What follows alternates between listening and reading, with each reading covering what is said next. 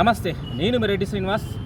ఏదైతే నారంపేట మరియు కొడంగల్ లిఫ్ట్కి సంబంధించిన కొన్ని సందేహాలు ఉండే, ఎందుకంటే చాలామంది అక్కడ ఉన్నటువంటి ప్రజలను భయభ్రాంతులకు గురి చేసే సందర్భంకి వెళ్ళి గౌరవ ముఖ్యమంత్రి రేవంత్ రెడ్డి గారు ఒక గొప్ప నిర్ణయాన్ని తీసుకున్నాడు. ఎకరానికి 14 లక్షలకి వెళ్ళి 20 లక్షల వరకు ఇస్తున్నామనే ఒక గొప్ప సందేశాన్ని అక్కడ ఉన్న ప్రజలకు అందించడం హర్షించదగ్గ విషయం. మేము మొదటికెళ్ళి చెప్తానున్నాం, గౌరవ ముఖ్యమంత్రి రేవంత్ రెడ్డి గారికి కొడంగల్ కానీ, నారంపేట కానీ, మక్తల్ కానీ ఈ ప్రాంత ప్రజలపై మక్కువ ఉంది, ప్రేమ ఉంది, ఆప్యాయత ఉంది. ఖచ్చితంగా న్యాయం చేస్తాడు, మీరు ఆందోళన చేయాల్సిన అవసరం లేదని చెప్పడం జరిగింది గతంలోనే.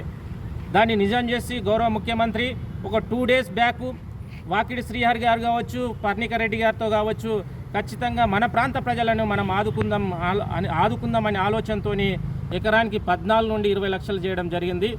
దయచేసి ప్రజలారా ఆలోచన చేయండి. దేశంలోనే ఏ రాష్ట్ర ముఖ్యమంత్రి, ఏ ప్రధానమంత్రి చేయలేదు. మొట్టమొదటిసారి చరిత్రలోనే మొట్టమొదటిసారి ఒక ఎకరానికి 20 లక్షలు ఇచ్చిన ఏకైక రాష్ట్రం, ఏకైక ముఖ్యమంత్రి రేవంత్ రెడ్డి గారు.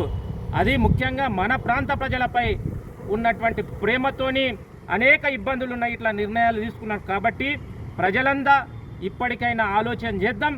ఈరోజు మన ముఖ్యమంత్రి గారికి సపోర్ట్గా నిలబడదాం.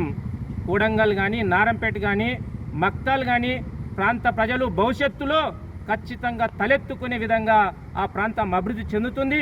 మన ప్రాంతానికి నీళ్ళు వస్తాయి, మన ప్రాంతంలో ఉన్నటువంటి భూముల యొక్క విలువ పెరుగుతుంది, మన ప్రాంతం యొక్క ప్రజల ఆర్థిక సామాజిక స్థితిగతులు రెట్టింపైతాయని ఆలోచన చేస్తూ మీరందరూ మరొకసారి మన ప్రజల తరపున గౌరవ ముఖ్యమంత్రి రేవంత్ రెడ్డి గారికి, అదేవిధంగా మన యొక్క మంత్రి గారు శ్రీహరి గారికి, అదేవిధంగా నారంపేట ఎమ్మెల్యే పర్ణిక రెడ్డి గారికి, శివకుమార్ రెడ్డి గారికి, మా ప్రాంత ఇన్ఛార్జ్ కొడంగల్ ఇన్ఛార్జ్ తిరుపతి రెడ్డి గారికి ప్రత్యేకంగా కృతజ్ఞతలు తెలియజేస్తూ మీకందరికీ మరొకసారి మా నిర్ణయాన్ని, ప్రజల నిర్ణయాన్ని గౌరవిస్తూ ఈ నిర్ణయం తీసుకున్న మీకందరికీ మరొకసారి చేతులేస్తూ నమస్కరిస్తూ జై హింద్, జై కాంగ్రెస్, జై రేవంత్ అన్న, జై తిరుపతి అన్న.